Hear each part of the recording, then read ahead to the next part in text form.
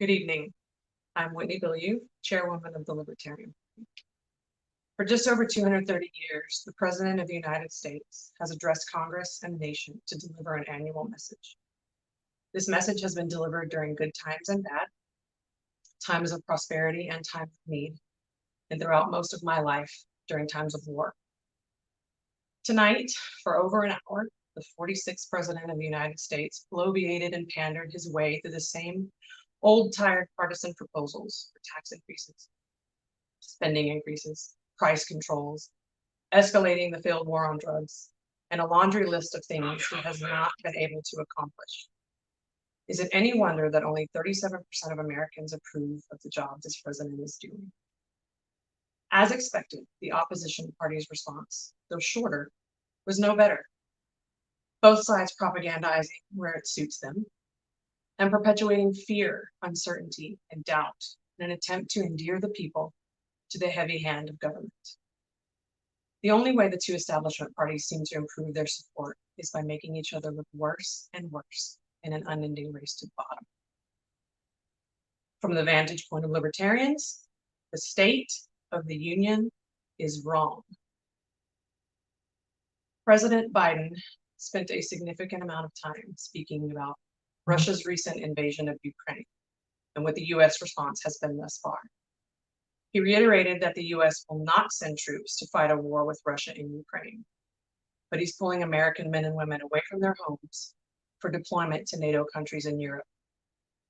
While the Libertarian Party, too, opposes involving American troops in the war in Ukraine, we recognize that a long history of rushing into conflicts around the globe leaves both old parties with damaged track records as peacemakers. So, the Libertarian Party will be plain and clear. Under no circumstances should we enter into another war that would cost thousands of American lives and significantly increase the already $30 trillion national debt. We call on Americans from across the political spectrum to join us in holding this administration accountable for demonstrating a commitment to peace. Furthermore, the Libertarian Party stands in solidarity with the Russian people who widely reject the actions of their tyrannical president and who do not want war with their Ukrainian neighbors. In a statement released last week, the Libertarian Party of Russia urged foreign decision makers against a collectivist approach to sanctions. They went on to say, Russian people as a whole are not responsible for this atrocity and do not condone it. This is being perpetuated by individuals, and we ask that blame and punishment be meted out individually as well. We stand with the Libertarian Party of Russia and with the many others condemning the actions of their government. We stand with them in entreating policymakers and everyday Americans alike to ensure that as we sever ties with the Russian autocrats oppressing against the people of Ukraine, we do not abandon those amongst the Russian people who are risking their lives and livelihoods to overcome the tyranny of the regime. While sanctions against bloodthirsty megalomaniacs are understandably a reasonable response, we must not allow our actions to bring more harm to innocent people in Russia or Ukraine. The United States should immediately take steps to welcome all refugees fleeing the region. This immoral war, as with continuing conflicts in the Middle East and China perpetually threatening the sovereignty of the people of Hong Kong and Taiwan, ought to stir in our nation a spirit of love and compassion for the tired, the poor, the huddled masses yearning to breathe free. And while we are on the point of people in Russia who should not be treated as villains and who deserve safe passage to the United States, Mr. President, the Libertarian Party again beseeches you to immediately pardon Edward Snowden. Let him come home to the country for which he did a great service. If there has been an inspirational lesson from the past several days, it is that when the ruling class fails to do what is right, there are leaders among the people who will see us through the darkest days. The heroes among us will be remembered. Right now, the Ukrainian people are exhibiting a courage most of us will never be asked to find within ourselves. A former boxing champion, a 24-year-old waiter, and a musician who has traded his guitar for a rifle are among the tens of thousands of civilians who have registered with militias and taken action to protect their homes, their liberty.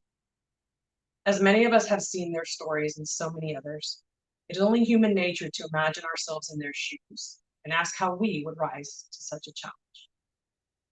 Comedian turned Ukrainian President Volodymyr Zelensky is only 44 years old and left his career as an entertainer only 3 years ago. He likely never imagined being in this situation, yet he has not abandoned his post, nor sent his people to do a job he wasn't willing to do himself. In the Ukrainian people, we see those willing to sacrifice everything for sovereignty, for independence, for liberty. To call this inspiring is an understatement. What we have seen tonight from the ruling elites in our own country is an annual display of political theater. But while our leaders posture, individual people in America and around the world have not been idle. Very soon after Putin's invasion began, internet capabilities were destroyed for large parts of Ukraine. It was not a world leader or another government, but billionaire Elon Musk, who received a cry for help in the form of a tweet from the Ukrainian Vice Prime Minister. Less than 12 hours later, that plea was answered when Elon activated his satellite-based internet service, Starlink, in Ukraine, and sent them a shipment of a digital receiver. This is the same man who paid more than $11 billion in taxes in 2020. There's no reason to believe that our government would spend Elon's money better than he would. Individual Americans are some of the most charitable people in the world. When we find a problem, we want to fix it. When we see a need, we want to fill it. When we are confronted by a challenge, we want to rise to it. The president has committed nearly $1 billion in assistance to Ukraine. We propose that tax relief to the American people will allow all individuals to spend, to give, and to offer assistance to those in need, whether in a war zone abroad or in crisis here at home, in accordance with our own values and judgments. We libertarians set ourselves apart from the establishment parties in many ways. We do not pretend to have a solution for every problem or an answer for everything. That is precisely why we trust you, the American people, more than the government. Without the assistance of committees, studies, reports, or bureaucracy, you intimately understand the challenges you face in your daily life and how best to address them without being tainted by the pursuit of personal power or feeling beholden to special interests. The foolishness and lust for power of those who think they can better plan our lives has led to countless conflicts and crises that have deeply divided our nation. Perhaps nowhere has this been more strongly felt over the past year than in the government response to the ongoing pandemic. President Biden alluded to pandemic fatigue, to Americans growing weary of government-imposed restrictions in the name of public health. In reality, Americans have expressed not just fatigue, but anger and outrage against the heavy hand of government that promotes and perpetuates mandates, division, and isolation instead of choice, liberty, and cooperation. From the earliest days of the pandemic under the previous administration, any attempts at peaceful dialogue and sensible advice was drowned out by political vilification. And this administration has done nothing but amplify that.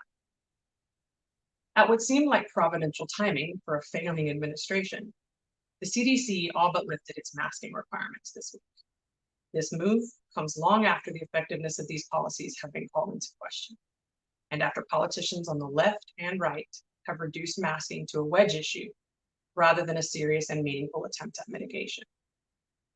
Earlier this year, the Supreme Court partially ruled against Biden's vaccine mandates. Libertarians, of course, celebrate the easing of government infringement on bodily autonomy, though the mandates should never have been deemed acceptable in the first place. As these federal mandates and restrictions are starting to fade, we must continue to push for the end of any such policies from any level of government, and an acknowledgement from this administration of the social and economic distress and devastation they have caused our families, our children, and our small businesses. COVID is not the last crisis, and perhaps not even the last pandemic we will face. We likely have not seen the last case or the last variant yet. but we must learn from the failures of the government's overreaching approach over these last 2 years. Libertarianism, at its core, is about human cooperation, about how freedom and choice are the pathways to peace and prosperity. It is force and aggression that lead to anger, discord, uncooperativeness, and violence. President Biden asked Congress to confirm his list of nominees for the Federal Reserve. We call on this administration to end the era of unstable, unreliable, and irresponsible fiat currency. It is time to end the Federal Reserve. And if you won't end it, at the very least audit it. Or stand aside and make way for someone else who is willing to finally place our economic stability ahead of political and special interests. Americans are certainly feeling the effects of out-of-control inflation. The annual U.S. inflation rate hit 7% last December, and there is no indication that it will soon reverse course. When we go to the grocery store today, we are paying approximately 6% more than this time last year. Gas prices are 58% higher than just 1 year ago. The current economic hardship is not a simple problem caused by one wrong step. It is the result of months, years, and sometimes decades of poor economic decisions and policy. The current supply chain crisis and the labor shortage we are experiencing in the United States are clear symptoms of an economy that has been and continues to be deeply and disastrously mismanaged. An important contributor, no doubt, is our government's obscene spending habits.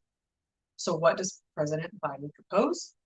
More spending, price controls, tax increases. Free people and free markets, consumer choice and free trade are the paths to economic strength, not more government intervention, meddling by central planners, and an ever-growing burden on American companies and consumers. And I cannot believe this has to be said, but inflation cannot be combated by printing more money. We cannot continue the failed fiscal and monetary policies of every recent administration and expect to end up in a more stable place.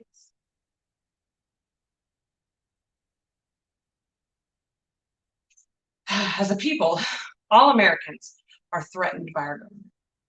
The officials we elect use force, coercion, and theft to control and manipulate us, turning us against one another, distracting us from what they are doing behind the curtains, all while insisting that they are more capable than we are of making the important decisions that shape and guide our own lives.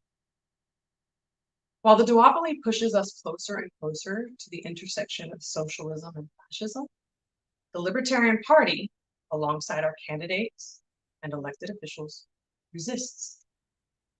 That resistance is growing, and it's evidenced by the surge of Libertarian Party members, supporters, and voters around the country. The Libertarian Party is the third largest and fastest growing political party in the United States. Across the country, there is a call for a new voice in the same stale political conversation that propagates the status quo at the expense of the American people.